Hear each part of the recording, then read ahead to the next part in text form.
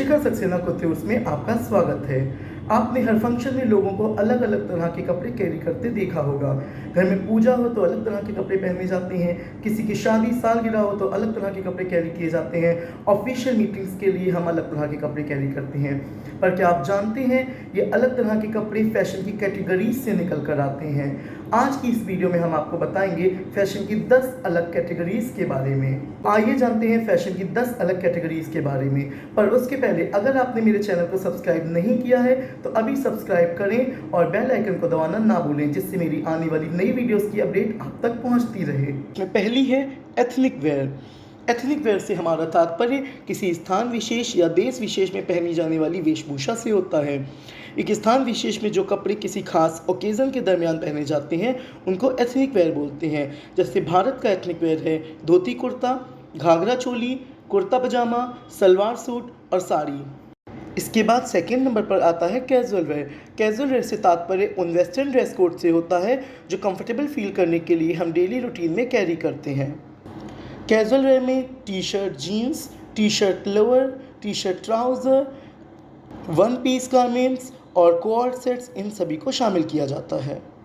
या हम कह सकते हैं कैजुअल वेयर से तात्पर्य उन कपड़ों से होता है जिसमें हम प्रेजेंटेबल लुक देते हैं और कंफर्टेबल फील करते हैं।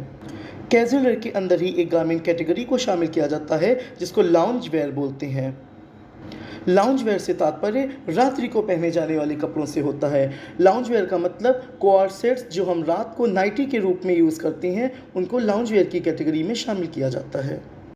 तीसरे नंबर पर आता है हॉट कट्यूर। हॉट कट्यूर एक फ्रेंच वर्ड है जिसका तात्पर्य हाई फैशन क्लोथिंग से लगाया जाता है।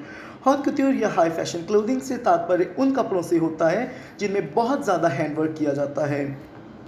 कई बार हम ये मान लेते हैं कि हॉट कट्यूर वो कपड़े होते हैं जो फैशन शो में चलते हैं और बहुत लेविश एम्बेलिश्ड होते हैं, पर ये हर बार सही नहीं है।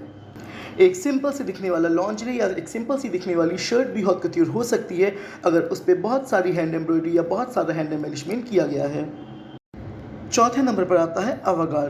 अवागार गारमेंट्स को एक्सपेरिमेंटल गारमेंट्स भी कहते हैं। एक्सपेरिमेंटल गारमेंट्स या अवागार से मतलब उन गारमेंट से लगाया जाता है जिनमें नॉर्मल पैटर्न या नॉर्मल सिलेट से हटकर कुछ डिफरेंट ट्राई किया जाता है, कोई एक्सपेरिमेंट किया जाता है। ये सिलेट या तो एक्स्ट्रा नैरो हो सकती है या एक्स्ट्रा वाइड हो सकती है, एक्स्ट्रा एग्जैजरेटेड हो सकती है। अवागार को बनाने के लिए mostly non variable materials use किए जाते हैं। या हम ये भी कह सकते हैं कि जो गारमेंट्स किसी स्पेशल ओकेज़न या फैशन शो के लिए डिज़ाइन किए जाते हैं वो अवागार कहलाते हैं। पाँचवें नंबर पर आता है स्पोर्ट्स वेयर। स्पोर्ट्स वेयर के नाम से ही क्लियर हो जाता है कि जो कपड़े स्पोर्ट्स के दरमियान पहने जाते हैं वो स्पोर्ट्स वेयर की कैटेगरी में आते हैं।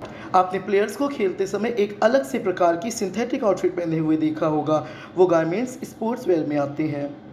पर यहाँ पर स्पोर्ट्स वेयर की दो कैटेगरीज होती हैं, एक्टिव स्पोर्ट्स वेयर और passive sports wear. Active sports wear मतलब खेल खेलते समय जो खिलाड़ी ने पहने हुए हैं वो एक्टिव स्पोर्ट्स वेयर हैं और जो चीयर ऑडियंस पहनती है वो पैसिव स्पोर्ट्स वेयर होते हैं। छठे नंबर पर आता है स्विम वेयर। स्विम वेयर से तात्पर्य उन कपड़ों से होता है जो वाटर एक्टिविटीज़ में इन्वॉल्व लोग कैरी करते हैं। जब एक स्विमर स्विमिंग करने जाता है तो वो जो कपड़े कैरी करता है उनको स्विम वेयर कहते हैं। Swimwear basically synthetic material से बनाए जाते हैं जिससे उन पे पानी ज़्यादा देर ना टिके और आसानी से सूख पाए। सातवें नंबर पर आता है बीच वेयर। बीच वेयर की कैटेगरी में उन कपड़ों को शामिल किया जाता है जो बीच पर जाने के लिए कैरी किए जाते हैं।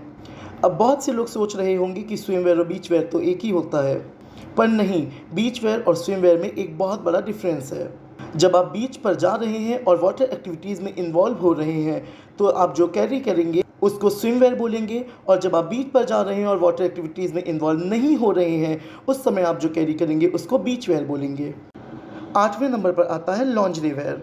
लॉन्जरी वेयर में डायरेक्टली स्किन के टच में आने वाले गारमेंट्स को शामिल किया जाता है, या फिर हम यूँ कह सकते हैं कि अंडर गारमेंट्स को लॉन्जरी की कैटेगरी में शामिल करते हैं।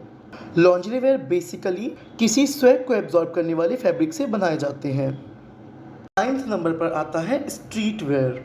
बेसिकली अर्बन यूथ सब कल्चर से इंस्पायर्ड कपड़ों को स्ट्रीट वेयर की कैटेगरी में शामिल किया जाता है। इसमें बेसिकली कूल फंकी कपड़ों को शामिल किया जाता है जो मुख्य रूप से डेनिम से बने होते हैं।